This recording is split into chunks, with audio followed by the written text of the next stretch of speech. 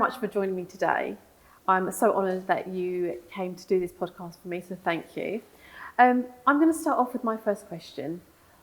Where did this journey start for you? Becoming a Kama Sutra expert, a storyteller, an author? So for me, Sharon, stories are literally the most powerful tool of influence. I'm a storyteller, as you know.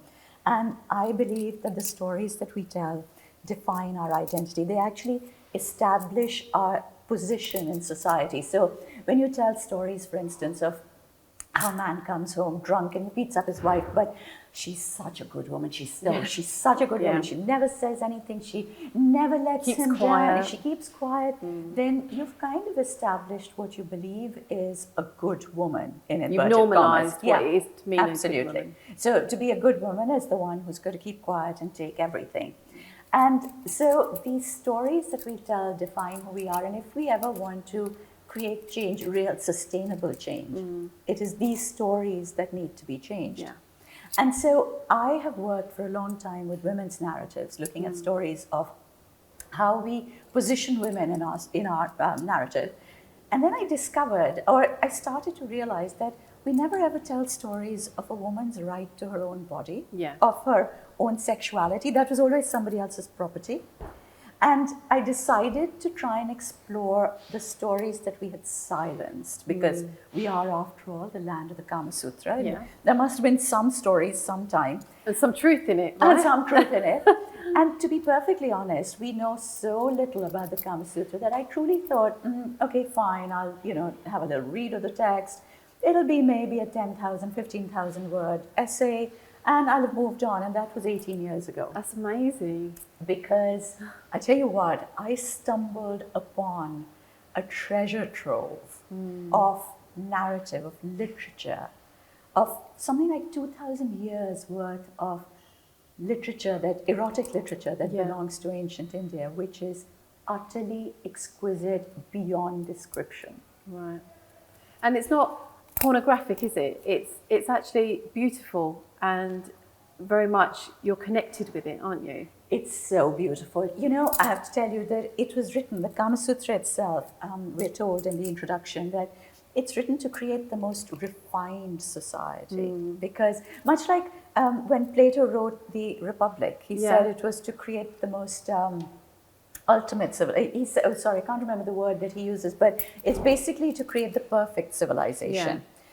This was to create the most refined society, because it said that everything in life, the success of all relationships depended on good pleasure, and a society that understood the pleasure of women properly was a refined, civilized society.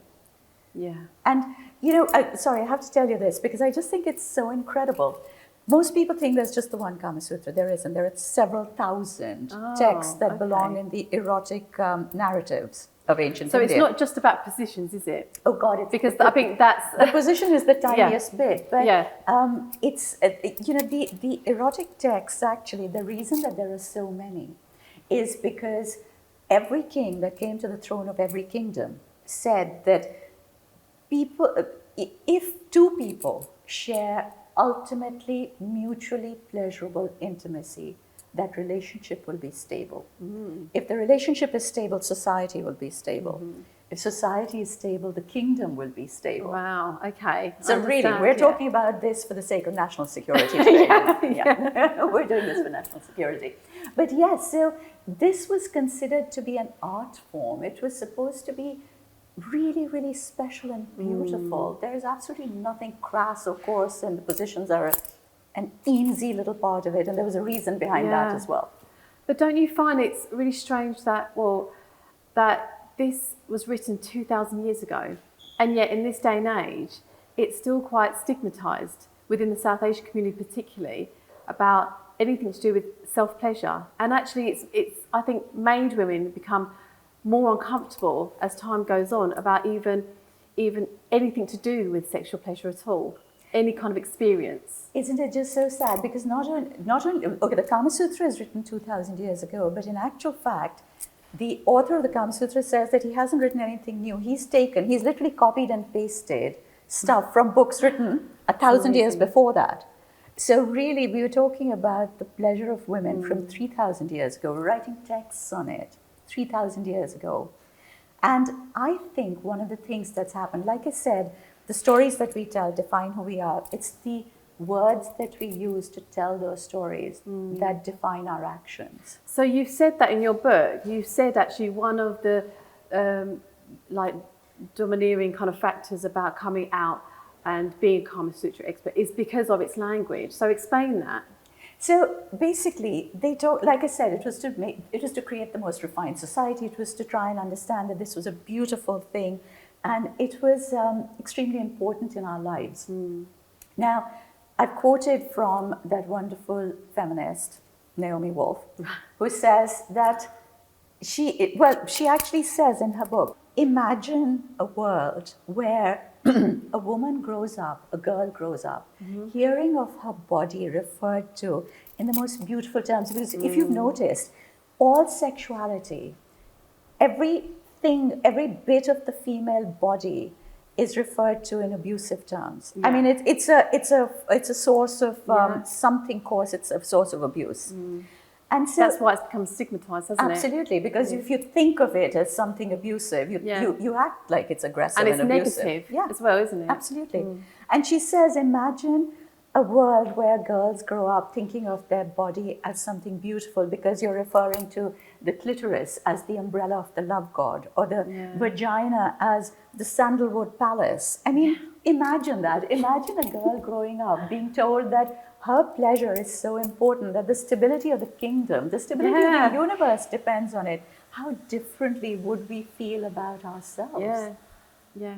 But we've used all of this language to put the woman down and the act of intimacy and pleasure into a pit of aggression and abuse. And we've kind of destroyed everything. And now we're trying to drag ourselves out of it.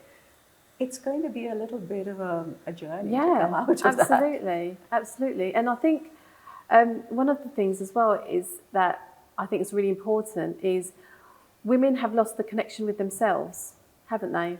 Yes. And I think how do we break that? Do you know, not only have we lost the connection with ourselves, we've shut off that part of our brain which deals with pleasure. Most women will not even think of their own pleasure in their own head because it's considered such a bad thing. Most women will never ever look at their own bodies in the privacy of their own bathroom or their bedroom with the door locked. So a lot of women haven't actually seen themselves, have they? Absolutely. And I have actually been saying to several companies that deal with pleasure products that, you know, you're going out there and making all these pleasure aids and, you know, different sex toys. How about we make a really, really beautiful mirror, a little hand mirror for women saying, this is your first sex toy. Look at yourself first. Just admire yourself. I think that should be the very first thing that goes out into these pleasure shops. But it's a lack of education, right? Because we're given sex education in school, and a lot of it is to do with protection and, you know, what a man does and what a woman does together, right? But there's no actual education for self-pleasure. Actually, even the way that the sex education is imparted, it's very clinical. It's very sort of sanitized. This is the anatomy. This is what happens. We never ever talk about pleasure. You know, the kind of questions that I get from people. I even had one young girl say recently, oh, when I was 15, I used to feel my orgasms so much stronger, and now they're not that strong. What should I do to bring back the strength? And I was thinking, by whose Richter scale are you measuring this? Who's setting down the law on what you should be feeling? Pleasure and for how long and how it should look and how, and I think it's your pleasure. And it's a lot of that is to do with sort of what we're exposed to. So, for example, porn, for example, a woman looks a certain way, doesn't she? And it's supposed to sound a certain way, and it's supposed to be, but actually not necessarily that. You know, it's loud, but actually, it's, a lot of the time, it's not, is it? You know, the reason that the Kama Sutra is really controversial, like I said, that it wasn't new in its content. It only took the stuff that was written 1,000 years before. So it wasn't because it was suddenly a book about sexuality. The reason that it was so controversial is because after a long time it said, women have an independent source of pleasure that has nothing to do with a man. And till then, it had been believed that women don't have an independent source of pleasure, that it depends on the pleasure of a man. And it went out to describe the pleasure of men and women. So it says that the pleasure of a man is like fire. It starts down below and it goes upwards. Right. And it's very easy to ignite and very easy to douse down. Yeah. A woman's pleasure is like water. It starts up here in the head and it flows downwards. Yeah, absolutely. And like water, it takes forever to come to the boil and it takes forever to cool down. So, your pleasure is so different that there is no way in hell that you can come together for this so-called sexual experience and suddenly feel the same way. We don't have, we're not even using the same organs for love making. That's right. The penis, the counterpart of the penis is not the vagina. No. It's the clitoris. That's where the nerve endings are, which make you feel pleasure. So, porn is put out there much like all the makeup ads and so on. It's more towards men, isn't it? It is totally geared towards men, of course. But also, it's an industry where they're selling a particular thing, and it's about time. So somebody started to make sense of the fact that it's not real. It's like those wonderful creams that they tell you about, that you put it on and suddenly after 2 weeks you're going to be bright and sparkly. And let's face it, that doesn't happen either. No, it doesn't. And I think as well, what this also shows is if we can't be intimate with ourselves and know what we like, how can we tell our partner what we like if we don't know ourselves? If we can't even look at ourselves in the mirror, how can actually re-educate? And also, that also goes into connection of women, I think, find it hard to tell a man what they want. Yes, because they're judged for it. If you have a woman saying to her partner, kiss me in this way, it's like, what do you mean? They get aggravated, don't they? No, they do, because it's like, are you saying I don't kiss well? And then it's like, how do you know you'll enjoy that? What have you been doing? Who have you been with? It's unbelievable, the level of judgment that goes with it. Yeah. So you can. Because it's like you want to get the act over with, right? Because that's I think when I talk to a lot of my girlfriends, it's like it's a chore. There's not enough time. People don't make time for each other, do they? No, and I think that also comes into this whole idea of this is a bad thing. It's taboo, it's sinful. Let's get it out of the way as quickly as possible. Because we need children, right? Yeah. Because the next stage is children. That's what we've got to do. So you're right. And as soon as you have children, at least in the Indian context, you're suddenly supposed to lose all your sexuality. Yeah. Now you're a mother. Even at a certain age, though, right? Yeah. Even at a certain age, are you still doing it? Yeah. 16? Do you know how much trolling I get for being this age and talking about pleasure? I get told that I should prepare for my death. I get told that I should go and fall into a gutter and die. The abuse, because, old lady, don't you have anything better to do? Really, if I was telling you about cooking recipes, you wouldn't say, hey, you're too old, your digestive system is backed up, don't you dare tell me about food. You wouldn't say that, right? Yes, and this is a generational cycle as well, isn't it? We talk about the South Asian sort of community, but actually, I think this is quite a universal issue. It is a universal issue. I think that, however, in some places, maybe the acceptance rates are starting to change. The narrative is starting to change just a little bit. Yeah. We are still, I find within the South Asian communities, that narrative is still very much in place, and it hasn't shifted enough to make room for the new narrative. No, and the thing is, it's obviously something that people need and want, because you have over 300,000 followers just on Instagram. So I don't actually know how I couldn't add it all up, because you've got so many platforms that but people do want to know. They want to know more about themselves, don't they? Because I think people are getting to an age or are getting to a time where we're actually realising that we're missing out on ourselves. Absolutely. And I think it's, so, we always say that it's the stories that we tell and who is listening to those stories, who's telling them and who's actually teaching them. So I think that the women are moving on and understanding that they want more out of their lives and their bodies. I don't think that their male counterparts No. have quite gotten to the same place. What's their problem, do you think? What is it that... Fear, really, fear of change and fear of losing control. Because if you think about it, I mean, you know, if as a man you're not really able to, as we've said already, you know, if a man's pleasure is so much quicker, it's going to start and finish so much more quickly. If you get to a point where the woman's pleasure is really important and it takes her that much longer and it takes so much more effort to get her to that point, how many people are going to either have the energy, the stamina, the desire, the inclination, the education to do it? It just shows as well the sort of the perception that men have as well. That needs to be altered, doesn't it? Because that really it's a connection, isn't it? It's a bonding sort of moment. And as you say, it's beautiful, isn't it? It is beautiful. And actually, if people took more time on it. So I had this email recently that had me in a bit of a dilemma. And so this guy wrote in, it was a man, and he was talking about his girlfriend, and he said, I really love her, we have a great sex life, but you know, recently she came to me and she said, I want a facial finish. And I don't know if you know what a facial finish is. It's where the man comes on the face. Yeah. And he was really cross, and he said, you know, I'm so upset. I would never do that to a woman because I think that's so disrespectful to do that to a woman. And it's all wrong. And she's watching all this bloody porn and it's leading her to think about all these stupid things. And I wish that people would stop. And can you not do a video talking about this? And your first reaction is, oh, the guy's being so sweet and thinking about respect for women. And then immediately follows the thought that finally his girlfriend has picked up courage to say, well, I really want to try this. And she's being told, that's really wrong. How dare you even think of that? She's actually asked. Yeah.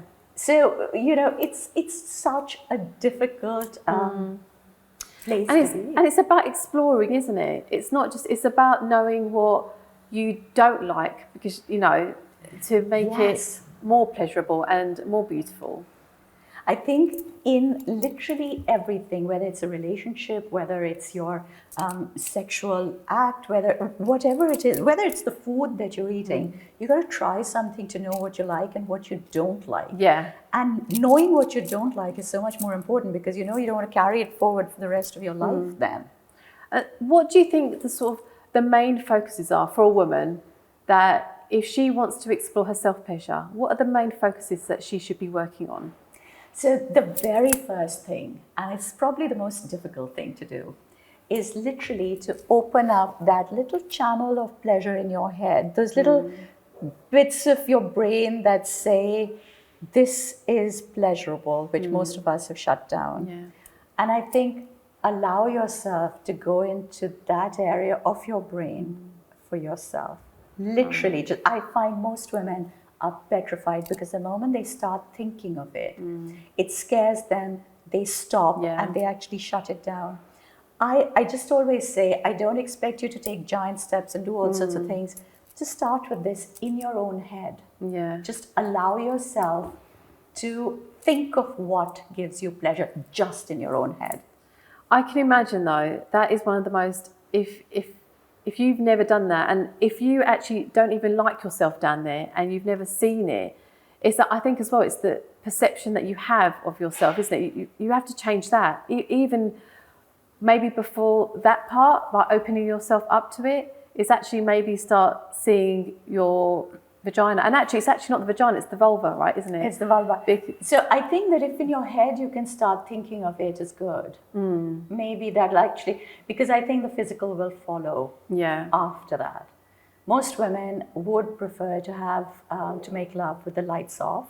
Most women... With the top on. With their top on. Most women are so embarrassed if, you know, it's different maybe in a relationship where you've been together for a long time. But the moment you feel that you're starting a relationship or it's somebody that you meet slightly less often, are my nails painted? Is my bikini line waxed? Is my, you know, you're worrying about all of these things. So so basically your pleasure is contingent on other people's perception. Yeah, absolutely. So and what your man believes is sexy. That's what you're doing, not actually accepting yourself. And Yeah. all you have to do is, and I always say this, that if you actually think, if you are thinking along those terms of feeling excited on the inside of your head, you can be dressed in the most gorgeous way, you can be looking stunning, but if you're feeling like shit on the inside, Yeah. you're never going to find No, pleasure. yeah, Ever. absolutely. So if you can actually say, you know what, I really feel like I'm worthy of this pleasure, and this is going to make me feel really good. Yeah. You're going to feel better with whatever you do, and that's going to carry forward into your partner's pleasure as well. Yeah. And again, that's a really good point to make, communication, because that's really important as well, isn't it? Communication is literally, I think, the basis of everything. The Kama Sutra actually says that it's all about, and it divides it up into stories. So it actually says the sort of stories that you should tell each other before you make love or after you make love, and they're all different. But it's basically your conversation that, you have to understand that even the way that you communicate before and after making love has to be different. Yeah.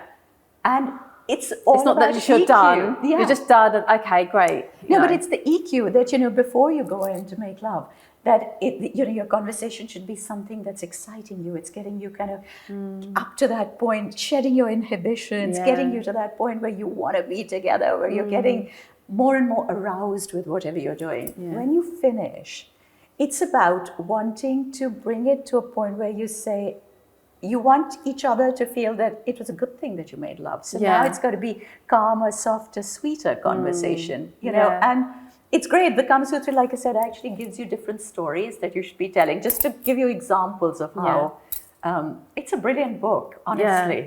And what do you think is, why do you think it's important for women to be sexual with themselves before anything? Sharon, they believed in past times, in ancient times, that pleasure is not a separate little sinful worm that rises inside you. It's a Shakti, it's an energy.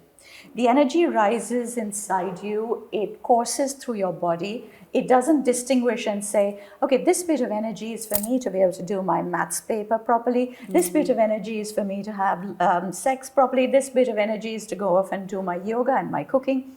It's energy. You divide it, you understand it, you take it to different parts of your body, you use it, you channel it according to what you need. And if you decide to close off a part of you, you're actually blocking off your own energy. And I really believe that it's so much a part of ourselves, that your sexuality is the core of your being. If you close that off, you literally have shut down half of yourself. I think you're taught, especially in the South Asian community, you're taught to shut it down, aren't you? You're taught to actually not look at it, and I think that's where this has all come from, isn't it? This has come from it's come from your mother and your grandmother, like telling you how you should be looking, how you should be feeling, and sort of closing that part off, because that's the man's job, right?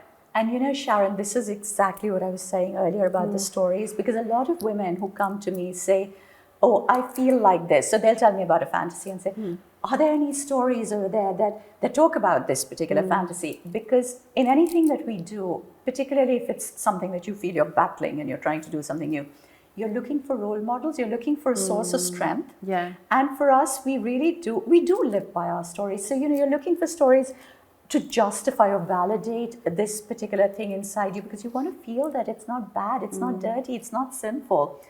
It's okay. That's why these conversations are so important, That's right? why these conversations are so important. And it's amazing, but just think of the patriarchal machinery that picked these particular stories and shut them down and buried them. Do you think a man did it? Do you think men did it over the years? Oh God, it has to be. I mean, where else? Why else would they go women do into it? hiding? So one thing I do want to sort of talk about very quickly is to do it with women being critical. So we're very critical of ourselves, maybe not so much of other women. So how do women move forward and start sort of accepting themselves? That's probably the most difficult thing ever to do, because like you said, we're actually taught to be critical of ourselves. We're taught from the start about, oh, if you don't look like this, if your complexion is not like this, if your weight is not like this, you won't get married and nobody will want you. And the usual kind of like, what makes you acceptable, the politics of acceptability. Yeah. And we actually had this conversation recently on a panel where we said that even to go out there and start a rebellion. So, if I'm standing up for a cause and I want people to follow me, I have to look like somebody that they want to follow. Yeah, I know, physically, right? Yeah. visually, I need to look like someone that they want to associate with. Yeah. And it's just the sad reality. So I think that this particular message really goes out to the mothers out there. I was and going to say, like, to them yeah, that you need to stop telling your child to fit into a mold, to be acceptable to somebody else. Try instead to build up her mind and her confidence so that she's acceptable to herself, because the moment you can accept yourself, you suddenly become acceptable to it's an energy. It radiates out of you. It's confidence, isn't it? Yes. You see a woman confident and don't you? It's so sexy. Yeah. Confidence Yeah, is so sexy. It really is. And yes, there will always be a twit out there or some kind of moron who puts you down for the way that you look. And it's okay, you can walk past those people, but you need to have that within you rather than trying to fit in with. Yeah, absolutely. So your very last question I'm going to ask you is, what was your favourite part in writing the book? So I'll tell you where it actually started. I hated the idea of writing. I did. I'm a storyteller. I like the idea of being able to talk. I love that. I love interacting with people. Writing was a chore beyond belief. It was awful. My editor spent many hours crying because of me, because I would be like, no, I don't want to do this. And poor Simmer would just be in tears because of me. But it was when I discovered the jewelry and the lovemaking. We were talking about positions earlier. Yeah. Well, the Kama Sutra the Kama Sutra actually, it's a treatise, it's a scientific treatise, so it talks about the positions with their names. But in following literature, you never ever talk about a position by its name. You always refer to it through a piece of jewelry. Because women were taught how to perform positions by the movement of the jewelry that they were wearing. So for instance, in the ancient world, for a woman to be on top during lovemaking was totally forbidden. It was not permitted. Because that's the position of power. Yeah. In the Kama Sutra, of course, there are several positions where the woman can be on top. So it was fine. But to be able to feel the pleasure properly, the idea was that you only moved your hips. You didn't move the upper part of your body. And so for this, women would wear a jingling girdle, lots of little tiny gungrus and bells on their upper waist, and make sure that the bells didn't make a sound. Interesting. Yes. So you never ever refer to it as, in the literature that follows, as, and then she climbed up on top and then she humped her way. You didn't. No. You just said she put on her jingling girdle. And you knew exactly that what was going to happen. And you knew that she was going to take her position on top. And I think for me, that entire strain of thought was just so exquisite. That's where the book actually started, because I thought, for the sitting position, it's a 7-string necklace of pearls. And it was all about how you position yourself, so that how the pearls move on your body, not how you move, because the body movements will follow depending on if you can get the pearls to move the right way. Wow. And every position, if you were underneath, you wore short earrings. If you were on top, you wore long earrings. So there was a piece of jewelry for everything. There was also a different fragrance for every part of your body. Yes, yeah. And that for me is really interesting, because this whole idea of leaving your fragrance on your lover's body. Imagine if every part of your body has a different fragrance. Yeah. What perfume are you leaving on what part of his body, depending on what you've done? Yeah. And again, a lot of the stories that follow are written according to, when they come away, and he can feel the fragrance of jasmine from his, which is worn on the neck, by the way, from his knees, you know, or whatever. So, you know, it was just that literally the elegance of it. You know, you knew what's happening. If she's worn jasmine on her neck and he can smell it on his knees, well, it reminds me of the part of your book where there's body signals. So if you touch your ear, and I found that quite comical. But obviously in that day and age, because you couldn't talk about it, that's what. No, and also you know, there weren't any text messages and so on. And no WhatsApps, Yep, and you're standing in a crowded mela, in a crowded fair across the way, and there are people surrounding you, and you want to be able to tell your lover where to meet, what time to meet, etc. There were all these lovely, you touch your ear, you touch your hand, you know, and so on, and you sent your signals to each other. So one of the things that the Kama Sutra is, actually probably the main thing that Kama Sutra is famous for, is the positions. When people find out I'm Indian, you know, white people, generally they ask me about the Kama Sutra. That's one of like the questions. Do you know the Kama Sutra? Have you performed it? It's comical, but it's more than that, isn't it? But let's talk about the position side of it. Yes, I think I'm so glad you asked, actually, because it is one of those things that the Kama Sutra is known for, and I'm always desperately trying to straighten out this narrative. So yes, I really do want to tell you about this. So, you know, we talked earlier about the communication, the importance of communicating with each other.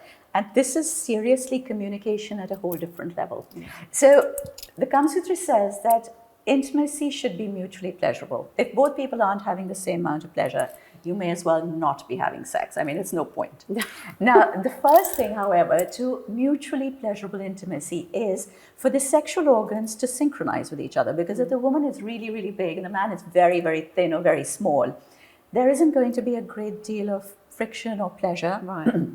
If the woman is too small and the man is too big, it's just going to be painful. So it's not always that you end up with a partner who is the same size as you sexually.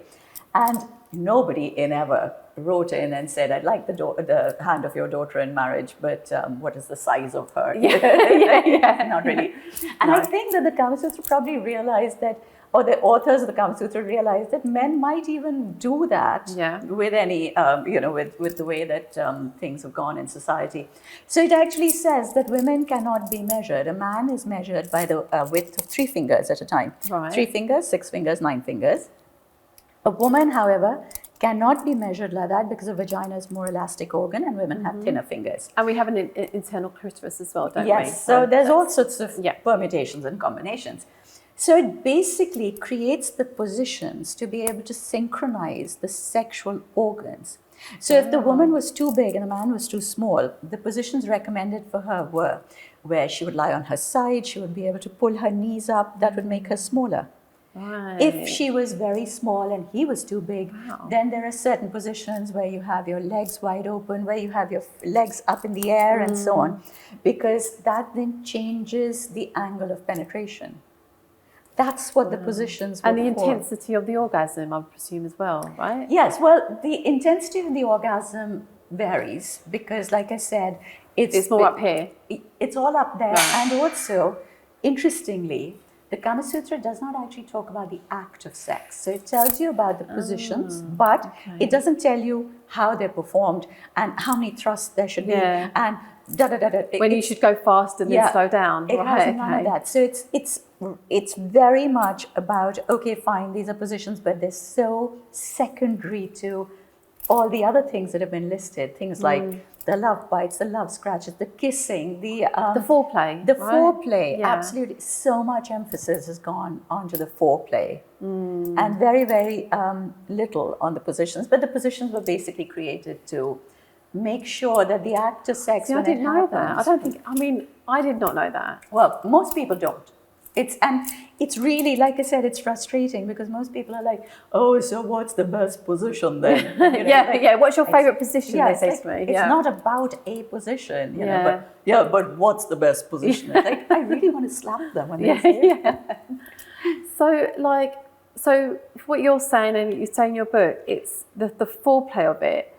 So how does how does someone from not being very sexual at all to get to that point where, you know, they have a partner and they start, is it communication? Is it just as simple as communication and what they want with each other? And then that's how they start the foreplay and what makes it fun? Once again, as I said, it really is from within your head first. Unfortunately, nobody else can bring you to pleasure. Your pleasure is your responsibility.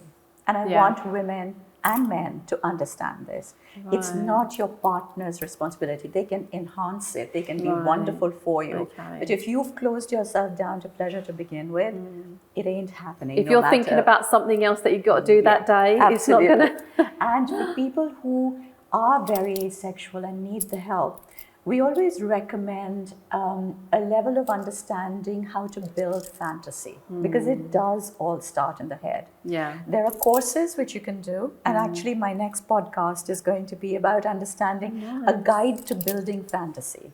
That's important. And the ethics of fantasizing, literally, you know, and because all of that, you know, when people fantasize, they come back and say, but was that wrong of me? Was that sinful? I was going to say, it's still stigmatized, isn't it? Because you're worried that actually your the fantasy that you have in your head for your partner on how they're going to react. Yeah. Right? Absolutely. And that's scary. It's very scary. So I think that pleasure has to be guided. Fantasies have to be guided for most of us. Isn't it sad? I mean, look at us. We're in the 22nd century now, 22nd century, 21st century. 21st century. We're in the 21st, sorry, I'm a little bit further. I'm a bit ahead of my time. We're in the 21st, because we're in 2021, I'm thinking 22nd. Yeah, we're in the 21st century, and we're still worrying about the fact that a little fantasy that excites me in my own head is something that I have to worry about, that it's sinful. And fearful, of it. Yeah, and I think as well, when it comes to this, we're talking about like now, this sort of like decade and we're in, like we're putting too much importance on the man, I think, as well. Because, and for them, that's the pressure, right? Yeah. We've got to think about the pressure, you know, that's got to be a real pressure like that. You can't make your woman calm, so there's something wrong with him, right? And you know, this is, again, it's something that Freud did in the 1800s, where he said, the only real orgasm for a woman is the penetrative one. Anything else, in his words, is juvenile. So he says a mature woman the only orgasm that counts is through penetration. Right. And he creates, I mean, we're all dysfunctional thanks to him. Yeah. But you know, 2,000 years ago, the Kama Sutra is saying that, you know, it's very hard to synchronize orgasms and pleasure for men and women because our pleasure is so different. Yeah. So don't try and synchronize it, build on it. Yeah. You know, this is what you do, this is how you get pleasure, this is how you get pleasure. Build on it. But no, we've kind of gone down this path of saying, okay, Freud said this. Damn it, you try and break down that narrative now. You get trolled for saying, well, how dare you say this, you know. Like, Isn't it crazy how a man is advising the best way that a woman's pleasure should be? But that's isn't it like that's what we started with, that a woman's body and her sexuality was always a man's property. Yeah. And it's full circle, isn't it? Yeah. Men are still advising women exactly how they should feel, how should they think, and what they should be doing with their bodies in general, and when they should feel pleasure. Yeah, absolutely. Feel pleasure. So, it is literally, as I said, for all the ladies listening out there, start in your head. That's where it begins. Well, Seema, thank you very much for coming on. Brilliant. And I actually recommend your book to every man in the world. I think everyone should be reading that. Thank you. Thank you for having me as well.